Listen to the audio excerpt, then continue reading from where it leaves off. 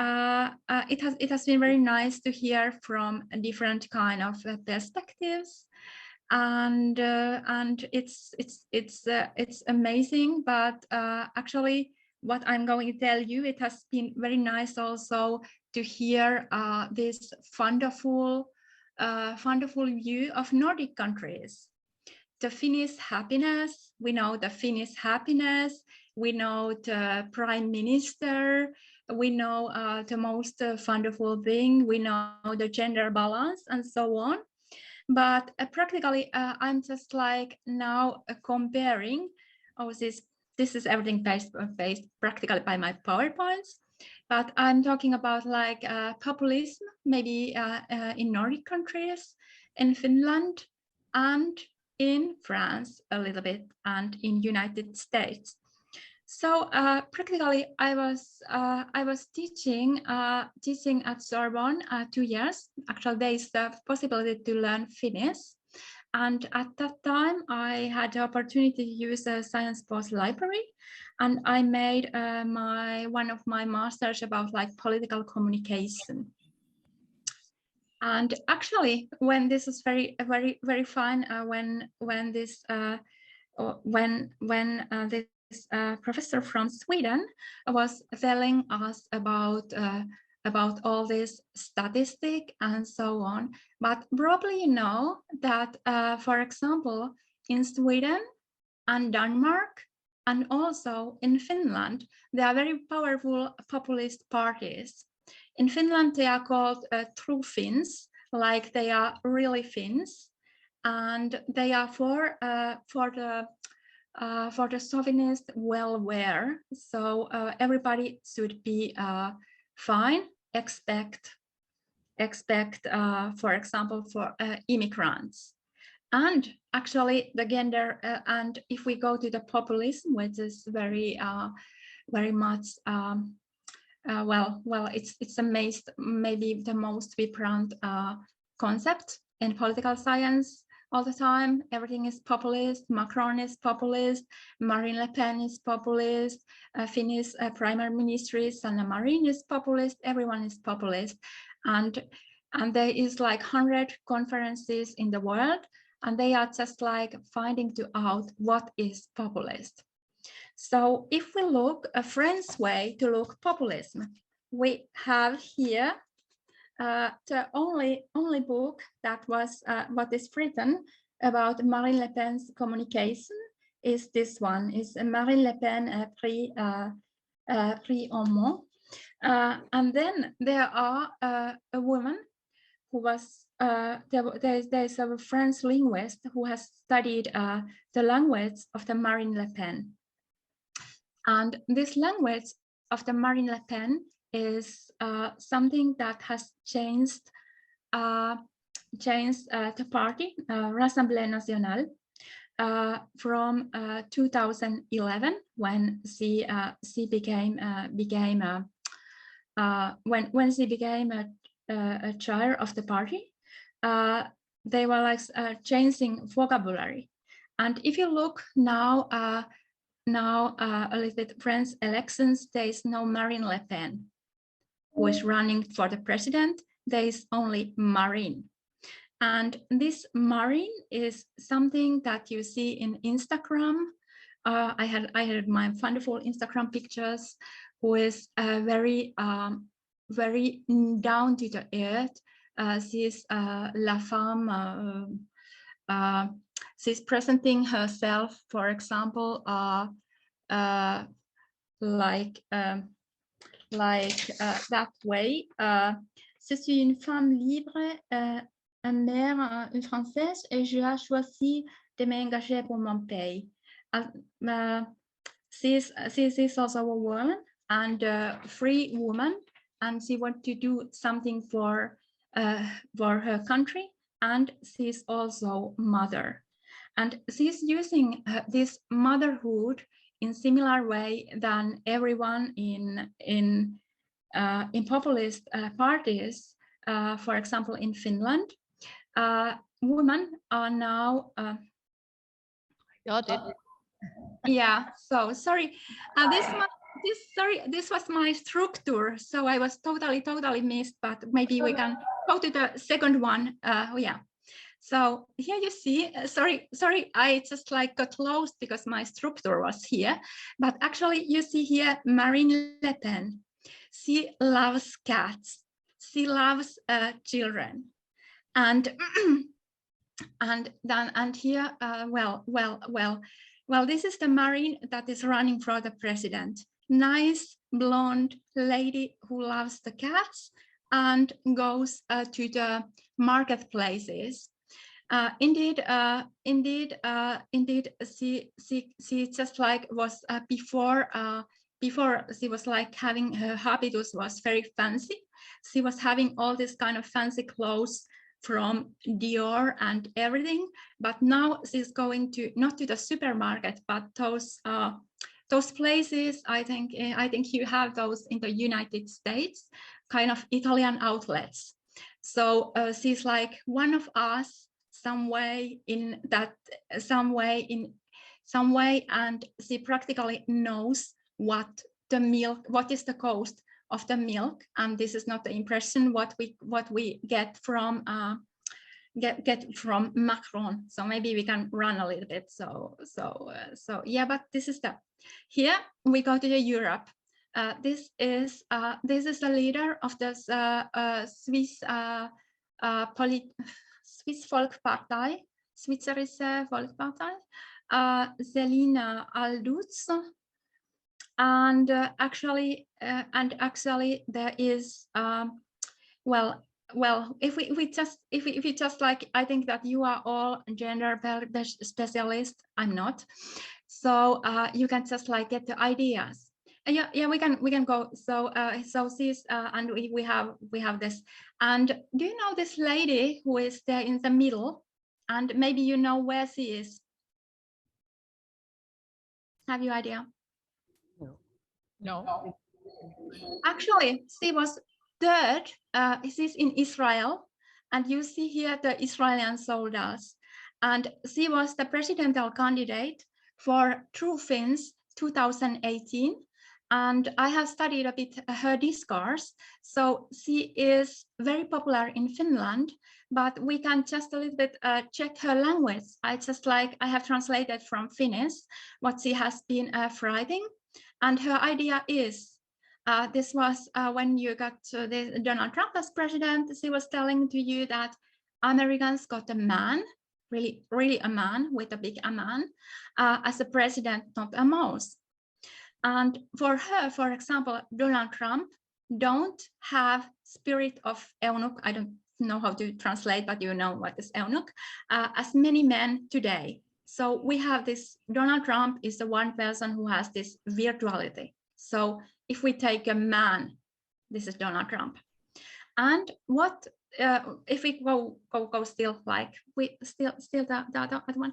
So and what he was telling about feminists is that that feminism feminist has created a monster, and she has set her up from feminism forever. And you know, this white man is suffering because of the feminists in Finland. So you know why the Finnish men are suffering. And this is my and this is the idea that we have this in. I think it's very interesting that in Nordic countries, we have all Nordic countries. In Sweden, we have Swedish Democrats. In Denmark, we have this Danish party, and they have different view to gender. But this Finnish lady who was like extremely popular, she has totally people have said that she is Marine Le Pen of Finland, but practically she is not. This you see the same, maybe same codes that Sarah Palin has. There are strict codes of the religion, femininity, and working mother. So she is very much for pro-Israel, and she is telling us that she will live after the principle of the Bible, and she is very sad because we in Finland don't really do so. So maybe.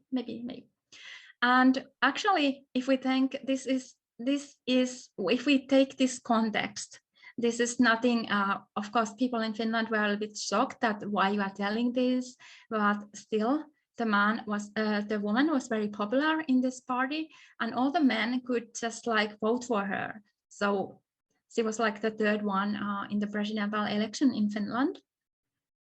But if we take her context, this is what the principle, what the extreme right feminism now today tells. Here in photo, maybe you know, she is from the Vlaams Belang from Belgium. The nowadays chair, Anke van der Meers.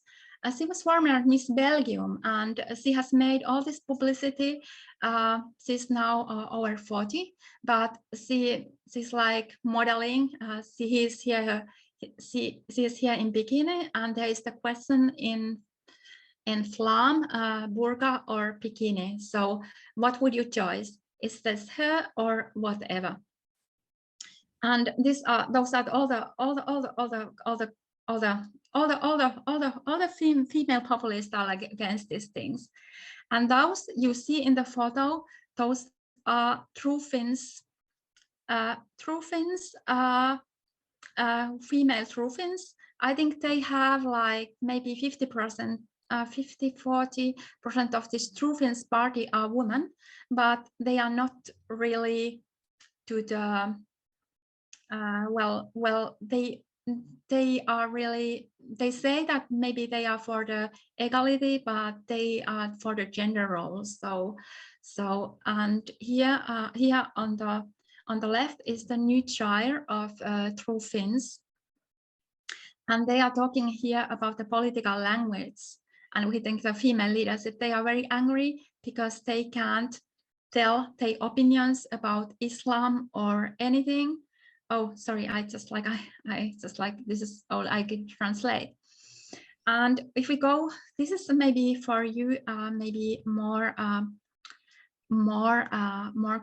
known, those feminist populist leader. And if we think the language, they are gender roles and they are conservative models, and many of them, like this Laura Huhtasaari, I think that I don't know what is in English, but in Swedish we have Pippi Långstrump, what is like one character of Astrid Lindgren, and this Laura Huhtasaari is against Pippi Långstrump because it's maybe too liberal. You can't have this kind of role models, and this is same. You see the photo of Elsa, and there was like the tweet of the Giorgia Meloni.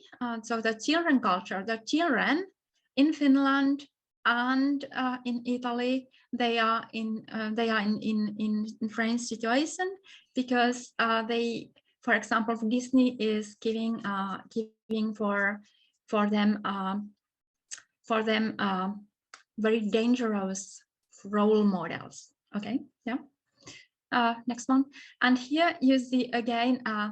Here you see again there are the legs of Anke van der Meers. She made like very controversial campaign. There's like Koran, and she wanted to just like be against these things. And if we think like female leader and populist language, there's like very elementary things. They are motherhood, and then so like Le Pen, she wants to protect people, and actually she's now also feminist, but all the politicians, they were like fighting. Okay, Le Pen is not feminist, but she tells that okay, I'm feminist. And then there is in Swedish there is like one term called härskarteknik. It means that it comes from the kind of Norwegian feminist movement, that you present yourself as an author. And then if you think other thing, what is the communication or of communication, Le Pen is telling that she's like daughter of fille de. Moi je suis fille de Jean-Marie Le Pen, and so on. And also those in Finland, they talk about like how they are like daughters and so on. And actually they are suffering because of this white man and all this feminist, but sometimes this is all this double discourse or the language, how they made it. And what Le Pen has made for here, like for 5 years now, she has made her image like more, presenting her more as mother, and she's changing words. And actually, she's presenting herself as a woman who knows what is like daily life, how it's like, because she is like single mother and she knows what the suffering is. Of course, we know that she's the daughter of the millionaire, so the father has like millions, but this is the idea that she wants to go to this motherhood. And if you think, or if you would look, I think on Monday, some French magazines and so on, you just like look after adjectives. So how the press has described Le Pen before. So she has been pulpeuse. I don't know what is pulpeuse in English, but it means a little bit like form. And she's she's blonde. And for example, they like the female populists. They are very good in the media strategies. I just before I finish, I tell you what the Laura Huhtasaari made before presidential election. So she was like she was dressing to the white dress because she wanted to be like a virgin. She was like, she wanted to dress as a white, as like, you know, a bride and so on. So I'm sorry, I just like, my concept went a little bit,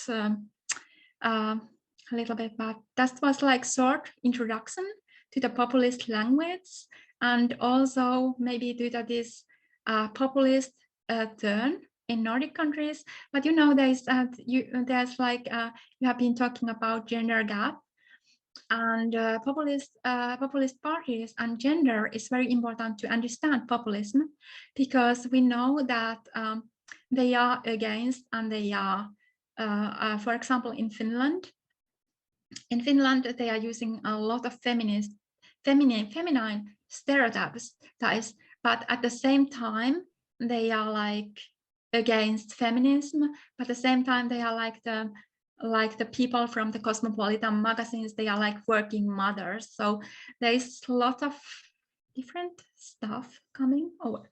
So I thank you for your time. Thank you so much.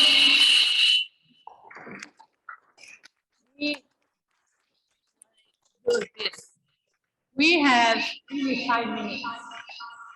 So, anybody from the audience, or you want to react to each other on adjust the videos?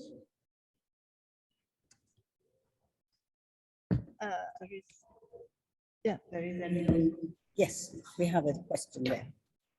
Ariane, come and do it from. Yeah, but we need the audience to hear you.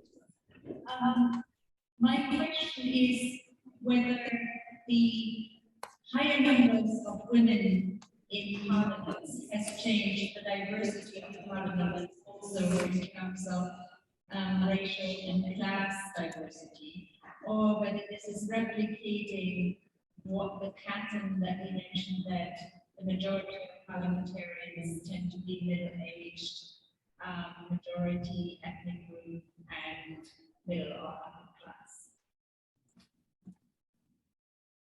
Can I stop here or there? Yeah, there. I'm trying. We can see you. What we don't see is Gayle.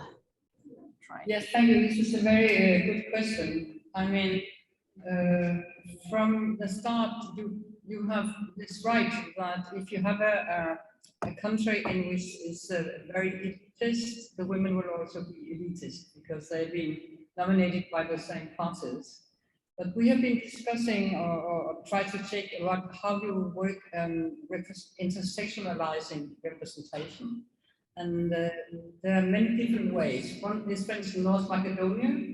You have ethnic parties, then you have a law on gender quotas, which means that you have women from all ethnic groups in the parliament.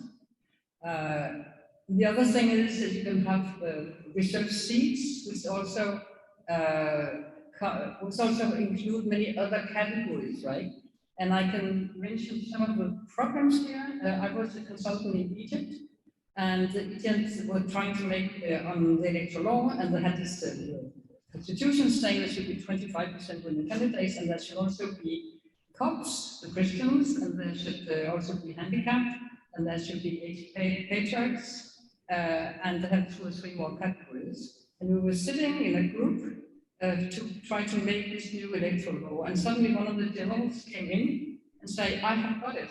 You know what we're going to do? We're just saying that the women, the 25% women, should have at least 1 or 2 other categories. You understand? So the women to be elected should be also one Copt or an expatriate or a handicapped.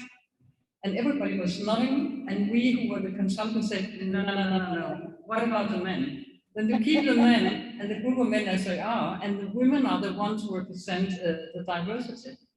I have another problem in Tunisia, where you have a quota for women, the radical civil system, but then you also have a quota for young. And what happened? Another trap here, that of course the parties nominated young women, and that the experienced women were not recruited to the same extent. And then when you have the parliaments came together and they're going to elect the chairs of the different committees, it was all men because the women were young and low experienced, and outside the parliament were the experienced women, right? So there are lots of traps in this, but in general, the burden of diversity should not just be placed on women. It should be placed on also on the men and the whole parliament. And of course, we have many problems to work on this, but we cannot just say that women should represent all groups if the men do not do them. That would be my point. So parliaments which are very broad, diverse, also have a diverse group of women, but otherwise, no, that is a big problem, but it's just as well a problem for the men. Do you want to just say last word before both of you? Half a minute before we grab lunch and then go to our last keynote? Yes, just a tiny comment on Laura's presentation, which is very interesting, particularly if somebody is Italian. Just go back to Margaret Thatcher. She is the first who really exploited completely the fact of being a woman in a world of men. She was a woman, but she was using all the tropes, all the tricks of the men in politics. And I think that Giannini and various Finnish, Swedish women and Le Pen are using her example.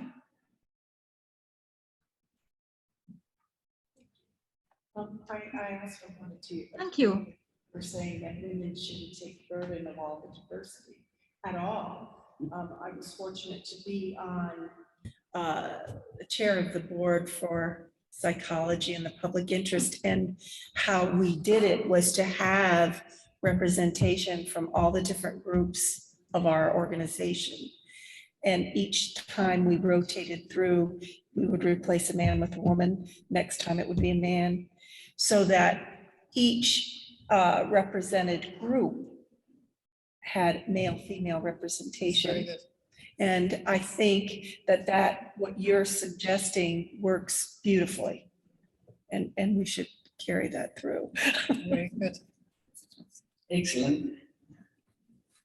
Okay, thank you very much. We have 30 minutes to grab lunch, and then we will start again at 12:30 p.m., 6:30 Central European Time for our keynote speaker, Marjorie Margolis. Thank you all so much.